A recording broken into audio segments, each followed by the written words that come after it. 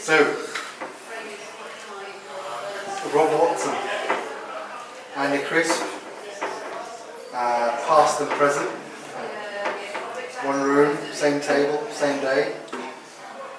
What does it mean to you, Rob, coming here today and seeing everything that's going on and seeing that the club is still going from strength to strength? Well, it means a lot. I mean, the main thing is it's not just going from strength to strength. It's like a new chapter opening.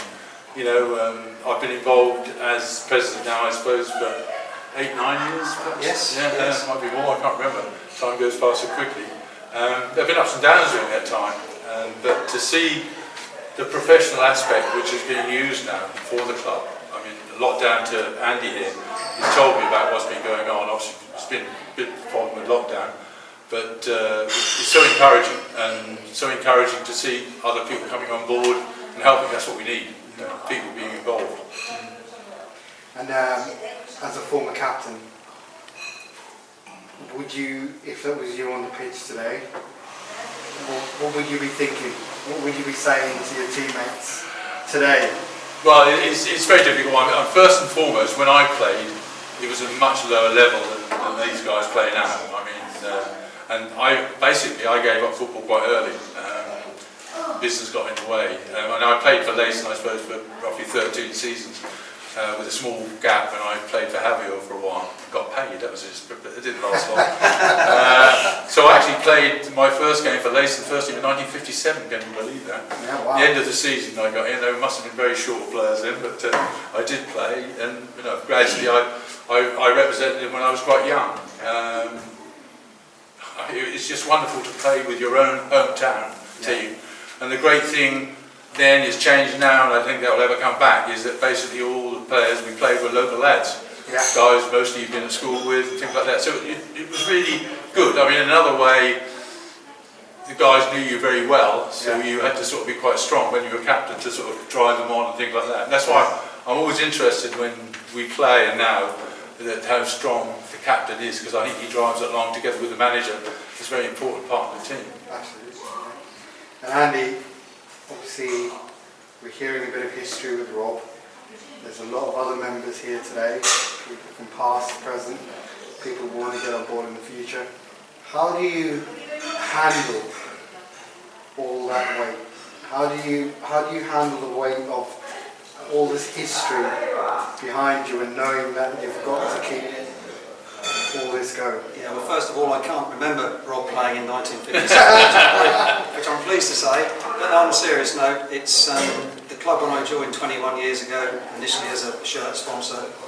Had a very good upbringing with my previous chairman, Barry Small, who's still been working for the club to make sure that we secured our FA full membership, which is good. So there's history there. There's also quite a lot of people who are still involved with the club. Vice Chairman Peter Mayhew as well, been involved with the club over 55 years, and you kind of get drawn along with that, and you kind of think, got to keep this going, and got to keep it going. The biggest thing I've always tried to want to achieve as a club, and I'm sure Rob would agree, is that we need that togetherness that we used to have 10 years ago.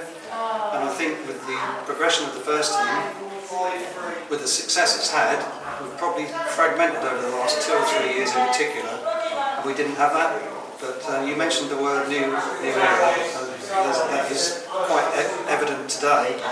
What we've just been through with all the media presence that you guys have brought, with the first team management having an interest in the club, everything that we're doing now from top to bottom is a family, as your favourite word, as we are a football family.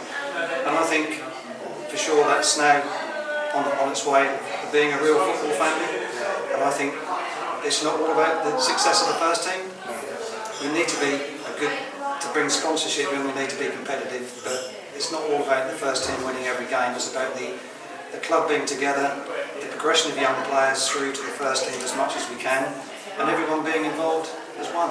And I think I'm really pleased and looking forward to the season ahead, whatever that might bring. Yes. So, just a quick question to Mr. Watson. Football's changed a lot. The landscape has changed even more as recently as the pandemic has hit us. It's changed, you know, the landscape of the world that we know. But how pleasing is it to see that the love for what we do at this club hasn't. And the love of what we do in terms of the football, the fabric of the club, the foundations, and everything that the club stands by. How much has that changed since your days? Well, it's changed a lot. I mean, the standard is the first thing. The standards is incredible. Some things haven't changed. Is that I think we have to, not necessarily new, but we have to increase the input from locals. I don't think we get enough support, and people I don't always realise what standard the club plays at now. It's quite incredible. It's disappointing for me as an ex-player. Really pleased to be involved now. There are not enough ex-players putting, helping and being involved in the club. I mean, even in small ways, it would be a great thing. Just their presence would be good, not just financially, but the presence, and that would help. And I think that would encourage other local people to support more. If we can raise that up and do that, I think that would be a really good thing. Yeah. So, Andy, what would you say to those who question how much we are for our local community, how much we represent and care for our local community as a club? I think perhaps the club don't reach out enough to get that bond with some of the outside people that don't know the club. It might be that we don't reach out to them enough, maybe we don't involve them enough. Some don't even understand the level we're playing, and it isn't until people come up and see the facility that we have, and there's been some people here today, been here for the first time, and they go, wow, is this what Leiston Football Club is? Yeah. And I think if we can engage more with the local people and get them to come up to the club to see what we're achieving here for a very, very small town, I think we're probably first or one of the smallest populations in Step 3. We're fighting above our weight. We are, yeah, and certainly in our league. What would you say this means for the town itself? It should mean a lot more. That's the thing. I think we both say this. We should be able to gender more support somehow. And obviously by this and what we're doing and being more professional, we're hoping this will help in that respect. Yeah. Okay. So with regards to what Rob said, the standards have gone up in terms of the football. We're now moving into the new area you mentioned. Yes. How exciting is it being in charge of all that? How exciting is it leading from the forefront the things that are coming from your point of view as the chairman, and having to bring everyone else along and build new teams across the board? How are you coping with all of that? Much easier now than 2 years ago. Victor would probably be my first response to that. It's been a difficult last 2 seasons because we haven't had the additional help that this close season we've managed to get on board with the likes of yourselves and the media team, and obviously having a commercial manager, which is something we spoke about for I don't know how many years at board meetings. So to me it's a new challenge and a new exciting era, but also I'm really looking forward to the season, whatever that might bring, because we've now got the foundations in place to really get Leiston Football Club's name out there and make us a force to be reckoned with from a marketing point of view. And at the end of the day, it is a business. We are running it as a business. So if we're running it as a business, we need to have that kind of link and that bond with sponsors like we have done today, which has been brilliant. If we can keep doing that, then it makes it easier for the likes of Rob and myself and Peter, who support the club as much as we can, but it has to be more self-sufficient moving forward, and this will help. Yeah, we've got to be sound financially, that's very important. Yes, yeah. But one thing Andy said, which is so important of this, is it's not the first team, just the first team, it's the club. That's very important. And I can give a good example of this. One of our best seasons I had when I played football, we were in the Senior Cup final in '66, and we lost in a replay, and we had a very good season. After losing the first 3 matches, we went nearly unbeaten through the season. Everything was first team, what a great thing there. Everybody forgot the reserves that year won their league. And they were hardly mentioned or noticed, and that should never happen. And I hope in the future that never will happen. It is a club, everybody's important, and I think to get good players and to get the interest of the public, if we can put that forward, that everybody's important, and even the youngsters coming through, they're looked after and they have a chance to develop, that's a big thing. Yeah. The biggest problem was caused by ourselves with the success the first team had. And we were just fully focused on keeping up with the success of the first team for the last 10 years, 2 promotions back to back.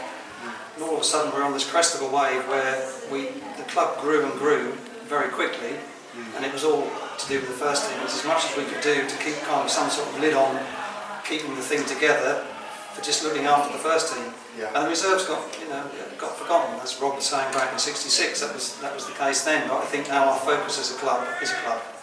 So yeah, let's bring it on, let's enjoy it, and go along with you guys and Anne-Marie and see where we can take it. Yeah, I think that's a very important from the point of view of media and from commercial aspect. Yeah, emphasise that. That's the thing. Yeah. It's the whole club. Yeah. I mean, we sort of joked about you getting paid, which back then, Lacey Football Club getting paid, you obviously must have had some talent. Today we've looked at club sponsors, we've looked at ways of getting club sponsorship in place, player sponsorship in place. How much of a big deal is that in terms of a player getting that backing from a company to say, actually, we want to be associated with you? How much would that mean to you back in '66? I mean, in those days, we paid to play. Oh. We had club subs. I mean, it was only that brief period I had having it where I got paid, and I was travelling 70 miles for a home game. That's hardly really interesting for a long period. I suppose these days they do it, don't think about it. But no, I mean, you pay to love the game and play with your mates. But that's gone, that's finished. You can't play at step 3 like Leyton is and have that same situation. But you want the situation with the guys coming through at 13 level, youth level, that they have, there's a possibility, I can develop, I can move forward. And that's a great thing. If they've got that open to them, there's a chance, and hopefully people see that and support the club because of that. Yeah, definitely. And Annie, how important is the sponsorship that we're getting today? How will it help build and grow what we're trying to do? I think, as Rob mentioned earlier, it's all about financial stability. As a club, as I say, we've grown as a club very quickly, and it's very hard to financially support that. And you need that sponsorship coming in on a regular basis to help us run the club the size that it is. So without gate receipts and sponsorship, then you can't even consider running at this level or even 2 steps below. So it's a massive thing for us. Hence, we needed to bring in you guys, and hopefully you'll help us on our journey this year, and with the commercial manager as well. And let's enjoy it and bring as many people on board as we can. And have you ever any memories of Rob's matches at all? Any game at all? I'm afraid, despite the looks, I'm afraid I wasn't privy. I've heard a lot about Rob and what sort of player he was. How much does his reputation precede him? Oh yes, well, I think the normal thing they would say is, well, Watson wouldn't be on the field much these days because we attack. I think it was more lenient time. Yes, different times. Yeah. What really stands out for me is that you've obviously played for the club, you've captained the club, you've come back, you've helped the board in terms of steering the club forward. We've now renamed what was Victory Road. We've now renamed it to Watson and Hill Stadium. So there's obviously an affinity there. Is it the love of football or is it the love of the club? Possibly the town, and that my hometown. That's the big thing. But I want to say that I'm putting my name against the club, but I'd be more than happy for some company or somebody to come along and say, "Oh, I'd like to sponsor the ground." Lovely. I was more than pleased to let them have it. I'll put my money in something else and things like that. It's just that I wanted to give the club support. It was a way of doing it. Obviously I can show that in my company that I've done that, but I would love another company to come and say, I'll pay that much, I'll do that, and do that, and I'll move on to something else and do it. I don't want to have just for the name on it, I just want to have it to be able to support the club. I agree, and I'm the same with me getting involved, as mentioned, as a shirt sponsor. probably did my company quite a lot of good at the time because I started the business at the same time as I was involved with the football. But having said that, I knew the club needed to grow, so I was quite happy to forego the shirt sponsorship, and we probably have a passion for the club, and I'm sure we would just carry on doing what we're doing. So. Well, it's Andy what drove me on. He approached me to do this in the first place. No, I was involved with the club, and I really was more than happy to do it. It's lovely to be associated with my hometown still, you know, really good. And I'm really pleased that Andy did think of me and gave me the opportunity. Yeah, good. That's local, boys. He's not really local, so he comes from Sex London. On the opposition. How much is it sad to see football without the fans here for you? Or is it a case of actually we're glad to have the football back, we'll see them when we see them? How different is this dynamic? How strange is it for you to come here, watch a local game, a home game, without the local fans here? I'll say first, Andy's got more to say. I mean, first of all, this is a pre-season, it's friendly, so it doesn't have the same situation. If this was a league game and something on it, you need that support, you need that. That's what makes home games important to you. I mean, I like football anyhow, and I'm glad to see it even on television now, in the situation you see it. I still watch football because you love football and you do it, but there's nothing like support and a crowd and things like that. And although you get away with it, it's actually quite pleasing to see how many people are here. This situation, obviously we have to be careful, but in a real league situation it wouldn't be the same. I think, moving on from what Rob says, in real terms, I don't believe the league will start if the government guidelines change and say that spectators are not allowed. As far as we're concerned as a club, we can't live like that. So we would be dead against playing competitive football without the turnstiles clicking. And we're talking to quite a few other clubs, and I think there'll be a certain stand on that. But hopefully, touch wood, everyone stays safe and sensible, and we can hope that next month the guidelines as they are at the moment stay the same. We can start our football on the 5th of September for the reserves, I think 12th for the first FA Cup game. Yeah, that's right, yeah. Draw's coming next First week. preliminary round, isn't it? Yes, yeah. So look forward to next month, and hopefully there'll be fans on the terraces and back to the enjoyment and the excitement of people watching competitive football. So can't wait. So Andy, I'll ask you the question first.